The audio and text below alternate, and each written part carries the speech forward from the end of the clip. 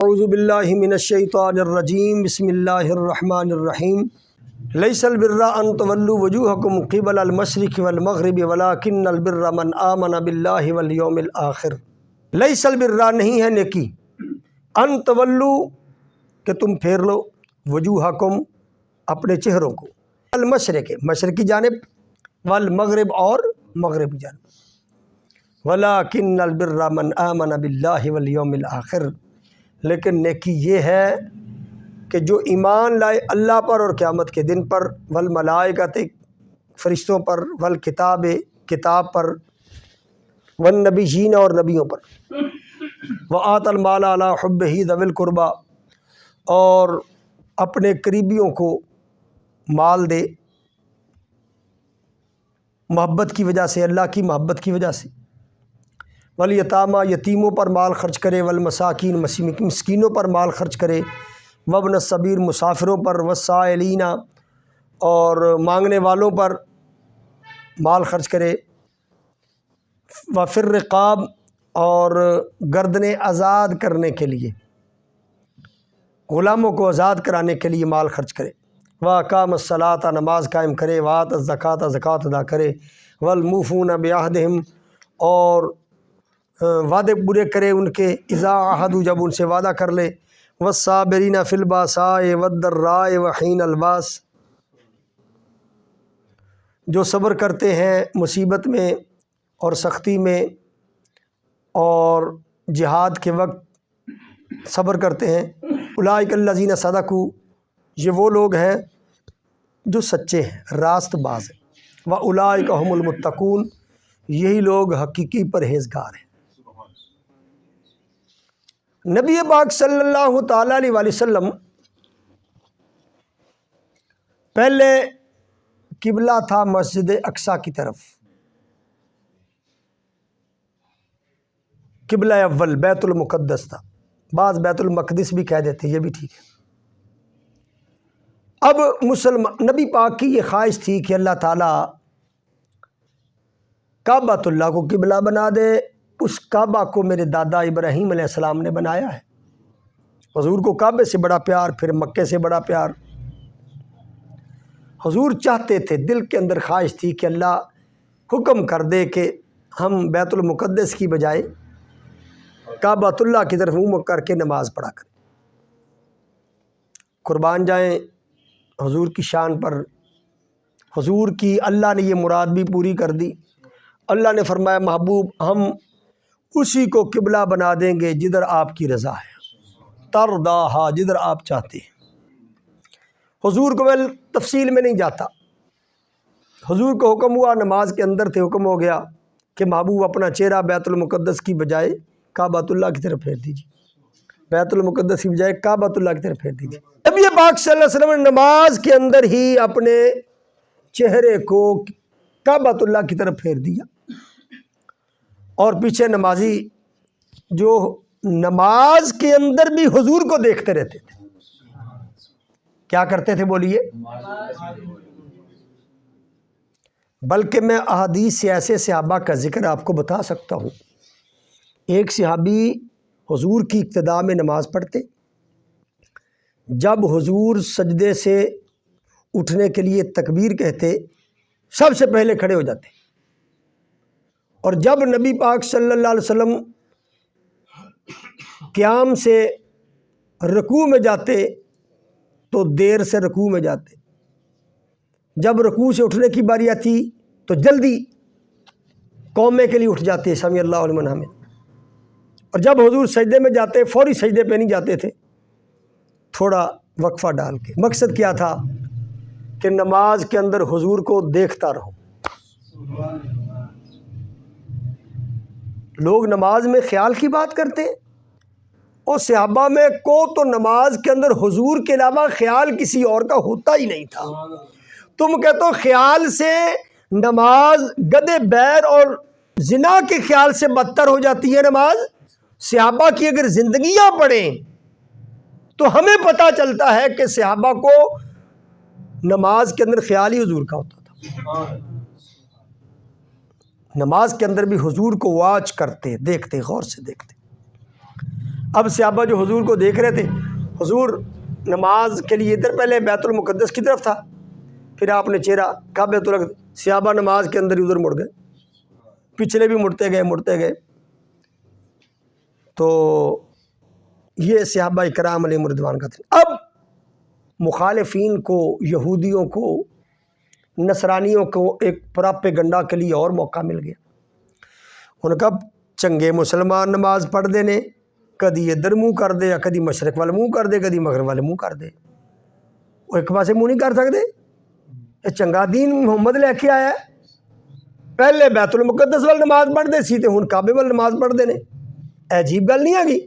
یہ پراپیگنڈا شروع ہو گیا۔ پھر اللہ نے یہ آیتیں نازل فرمایا بھائی نیکی یہ نہیں ہے کہ تم مشرق کی طرف منہ کرے ہو یا مغرب کی طرف منہ کرو۔ مشرق اور مغرب کی طرف منہ کرنا نیکی نہیں، جو رب مشرق میں ہے وہی، جو مغرب میں ہے وہی مشرق میں ہے۔ رب کو اس سے کوئی فرق نہیں پڑتا کہ کوئی ادھر منہ کرے یا ادھر منہ کرے۔ اللہ تو حضور کی خواہشات، حضور کی دلی مرادیں پوری فرما رہا ہے نا۔ حضور کی مرضی تھی کہ ہم ادھر پھیر لیں تو ہم محبوب کی مرضی مانتے ہیں، فرمایا ٹھیک ہے محبوب ادھر کر لو، ہم ادھر بھی ہماری حکمرانی ہے مشرق کی طرف اور مغرب بھی ہماری حکمرانی ہے۔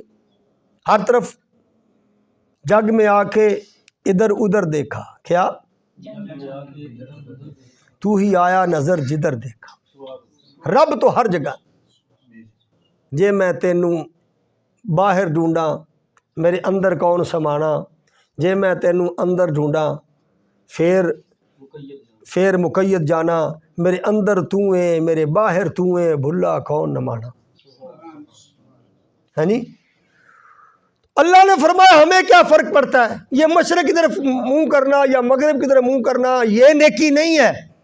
نیکی کیا ہے؟ وَلَٰكِنَّ الْبِرَّ مَنْ آمَنَ بِاللَّهِ، نیکی کی طرف تمہاری توجہ نہیں ہے، یہ مشرق مغرب کی طرف دیکھے جا رہے کہ مسلمان کدھر منہ کر کے نماز پڑھتی ہیں۔ اور پاگلوں، نیکی یہ ہے من آمن باللہ والیوم الآخر، اللہ پر ایمان لانا نیکی، قیامت کے دن پر ایمان لانا نیکی، فرشتوں پر، کتابوں پر، نبیوں پر ایمان لانا نیکی، قریبیوں کو، یتیموں کو، مسکینوں کو، مسافروں کو، سائلین کو اور غلاموں پر خرچ کرنا یہ نیکی، نماز قائم کرنا نیکی، زکوٰۃ ادا کرنا نیکی، وعدے پورے کرنا نیکی، ہاں جی، صبر کرنا ہر حال میں یہ نیکی ہے۔ جو نیکی ہے ادھر توجہ نہیں، یہ تمہیں پتا ہے کہ محمد پہلے بیت المقدس کی طرف منہ کر کے نماز پڑھتا تھا، اب اس نے ادھر کر دیا، یہ کیا بات؟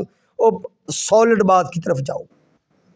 اگر کسی کے اندر یہ کوالٹی نہ ہو وَلَٰكِنَّ الْبِرَّ مَنْ آمَنَ بِاللَّهِ وَالْيَوْمِ الْآخِرِ، کوئی ایمان بالآخرہ پر یعنی ایمان بالقیامہ پر، ایمان باللہ پر، ایمان بالنبیین پر، ایمان بالملائکہ، ایمان بالکتب، یہ نہ ہو جو مرضی کرتا پھرے، سخاوتیں کرتا پھرے، چاہے نمازیں پڑھتے پھرو، کوئی فائدہ ہی نہیں۔ کیوں؟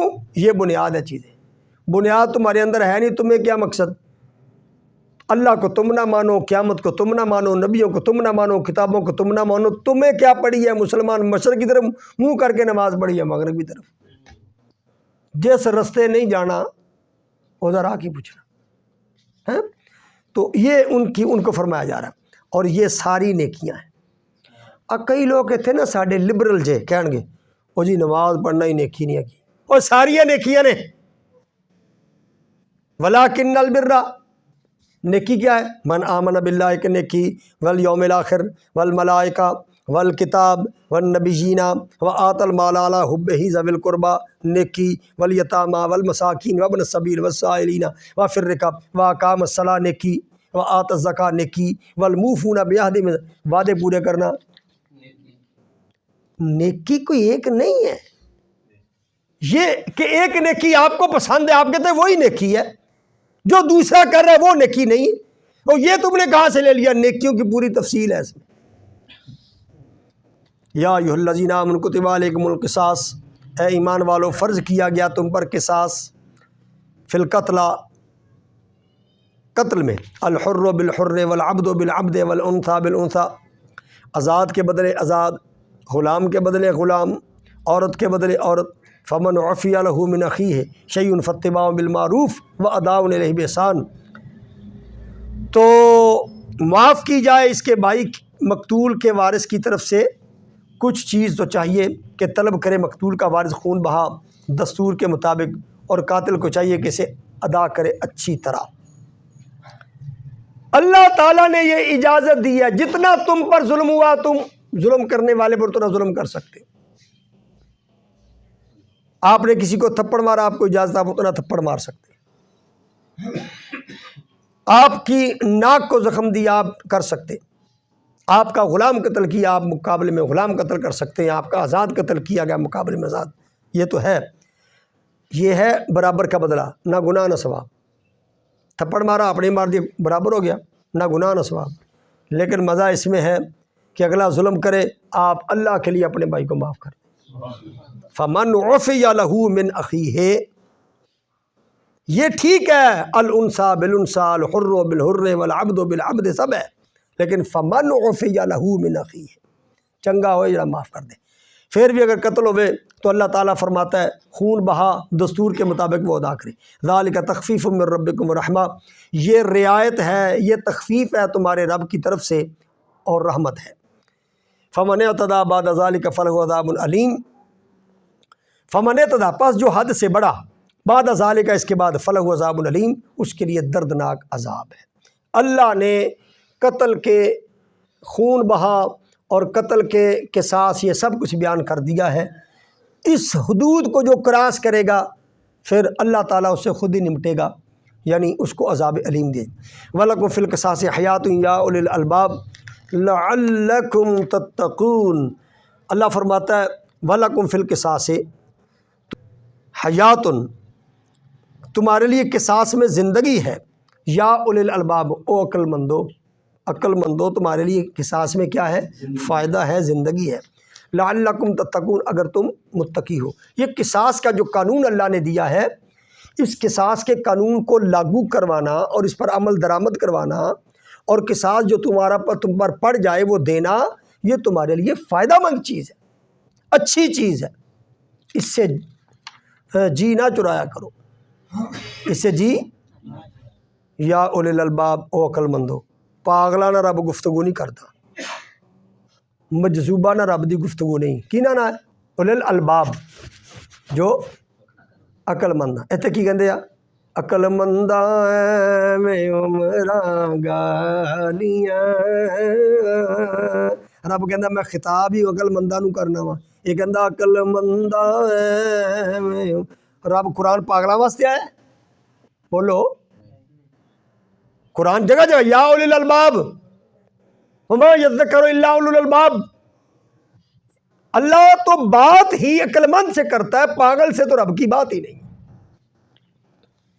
کتب علیکم اذا حضر احدکم الموت ان ترک خیرا الوصیۃ للوالدین والاقربین بالمعروف، فرض کیا گیا تم پر جب قریب آ جائے تم میں سے کسی کی موت، بشرط یہ کہ چھوڑے کچھ مال، کہ الوصیۃ للوالدین والاقربین، وہ وصیت کرے والدین کے لیے اور قریبیوں کے لیے، بالمعروف، اچھے طریقے سے، حقاً علی المتقین، ایسا کرنا ضروری ہے پرہیزگاروں پر۔ یہ جب اللہ تعالیٰ نے اصول وراثت یوصیکم اللہ میں نہیں نہ بیان کیے تھے، اس وقت یہ تھا کہ مرنے والا اس کو پتہ چلے کہ میں دنیا سے رخصت ہو رہا ہوں، وہ والدین کے لیے، اقربین کے لیے کیا کرے؟ وصیت کرے کہ اس کو اتنا دینا، اس کو اتنا دینا۔